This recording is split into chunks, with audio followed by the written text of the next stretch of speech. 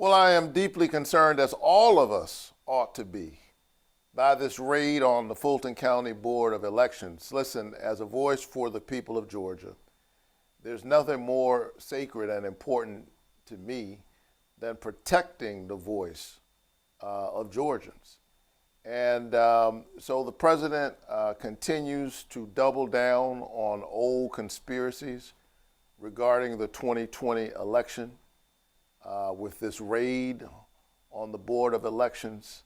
And I'm afraid that he's using old conspiracy theories regarding the 2020 election as a pretext for undermining the 2026 upcoming midterms. He knows he's failing. He's failing miserably. And so this is a distraction, I think, with a purpose, and that's undermining the midterm elections. And I'm not about to allow that to happen without using my power of oversight, raising the hard questions, and saying that this cannot stand. Senator, you are leading that oversight effort with Congresswomen Nikema Williams, Lucy McBath, and a lot of voters here in Georgia are wondering what is going on. You've requested this meeting with Pam Bondi. If she refuses to give you a briefing, what specific consequences will you push for, and what authority do you have to enforce that? Listen, we will keep raising these issues. Donald Trump tried this in 2020.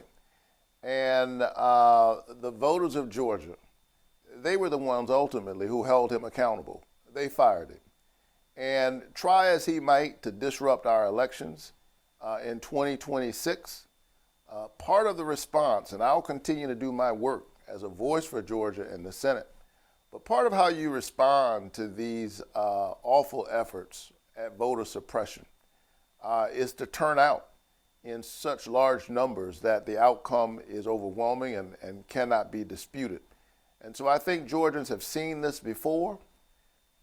They don't take kindly to people messing around with our elections. And I think that Donald Trump and the people who are collaborating with him, those who are supporting him in Congress, are going to pay a high price for this come November. Elections are held at the state level, and the Constitution is clear about that. They're administered at the state level. The federal government has a role. But this is about Georgia, but it's about more than just our state. The president just said that, the federal government ought to take over the elections. That's what he said. And not only did he say that, he said that it ought to take over the elections in about 15 places. What does that tell you? That tells you that this is somebody who is thinking about what will give his side the advantage.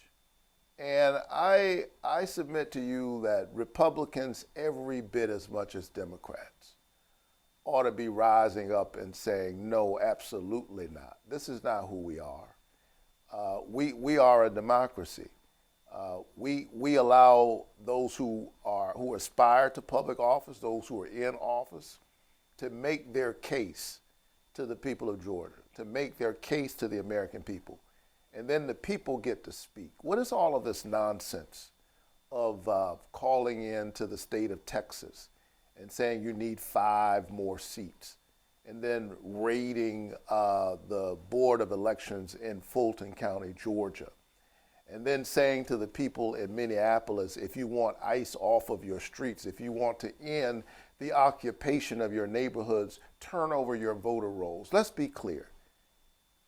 These are the maneuverings of an authoritarian. It is the opposite of that grand democratic experiment that highlights the American story.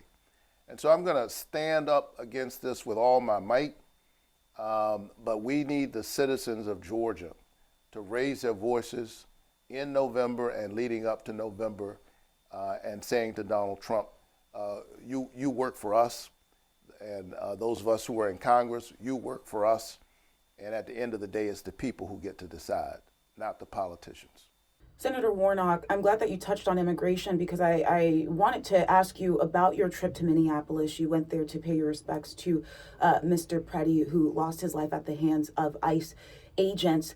The reality is, Senator Warnock, it's February. The election is not until November. ICE enforcement is happening right now. These communities, some people feel like their communities are being destroyed right now. What can you, as a senator, do right now to help the people of Georgia who feel like their communities are being torn apart by this enforcement? Well, I have to tell you that I had to go to Minneapolis last week. I'm a voice for Georgia, but we're already seeing that this has implications for the whole country. And I have to tell you that as I stood at the very spot where Renee Good lost her life standing up for the good, where Alex Preddy was executed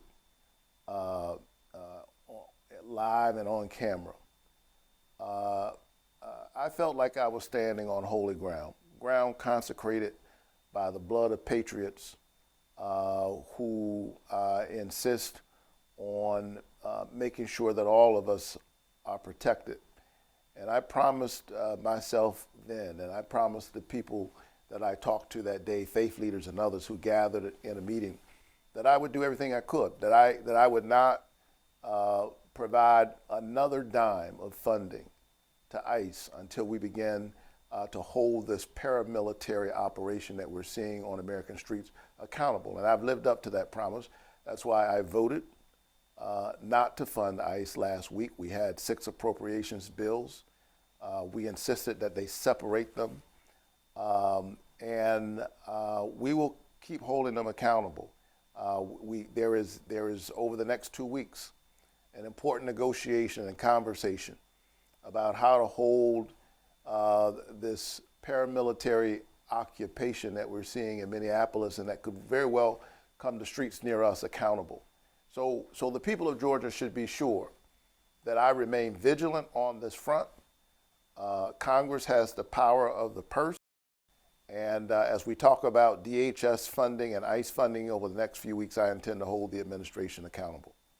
Senator, I just wanted to just one follow-up, if that's okay. What I hear you saying is that you are holding the ground, you are staying vigilant.